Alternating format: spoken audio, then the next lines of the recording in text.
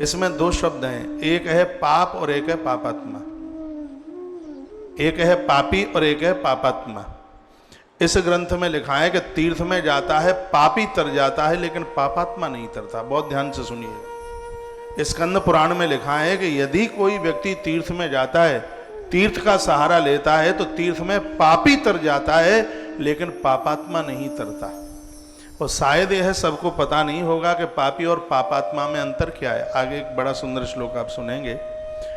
पापी और पापात्मा में अंतर है। जो पाप करके छोड़ चुका है उसको पापी कहते हैं, और जो अभी पापों में संलग्न है, अभी रोज पाप कर रहा है, उसको पापात्मा कहते हैं।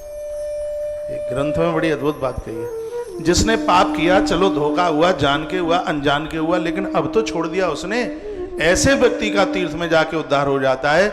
लेकिन जो पापात्मा है, जो रोज पाप कर रहा है, शराब पी रहा है, दुराचारी है, स्त्रियों का धर्म बिगाड़ रहा है, या जो स्त्री पुरुष का धर्म बिगाड़ने में लगी है, उसको पापात्मा कहते हैं। ना तो भगवान के मंदिर में उसका उद्धार है, ना तीर्थ में उसका उद्धार है, ना गुरुदेव के चरणों में उसका उद्धार है। आज की ये प्रमुख बात है, आज के प्रवचन की।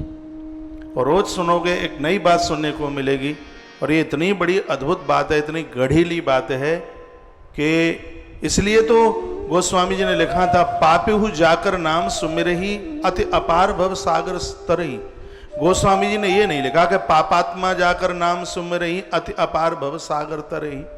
उन्होंने पापी शब्द लिखा। तो पापी का मतलब है जो पाप करके छोड़ चुका है।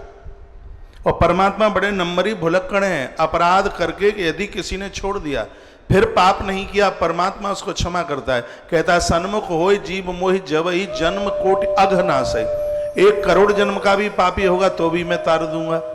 लेकिन भगवान ये नहीं कहते कि पापात्मा का मैं उद्धार कर दूंगा। और ये बहुत ध्यान में रखने के लायक बात है, और ये लिखने के लायक बात है, इसको भूल मत जाइएगा।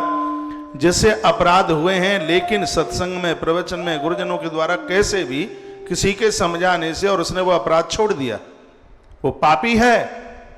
लेकिन तीर्थ में, गुरुजनों के दरबार में, भगवान के दरबार में उसके पाप जलने की पूरी परिपक्व स्थिति है। उसके पाप जल जाएंगे। भजन से, साधना से, गुरुजनों के पास से, तीर्थ में जाकर, मंदिर में जाकर, गंगा जी नहाकर उसके पाप तर जाएंगे, कट जाएंगे, बिल्कुल स्पष्ट वर्णन है। लेकिन जो पापात्मा है, जो संलग्न है पापों में, तो चाहे वो तीर्थ नहा ले, चाहे वो यज्ञ कर ले, चाहे कुछ भी कर ले, लेकिन वो है अपने पापों से मुक्त नहीं हो सकता।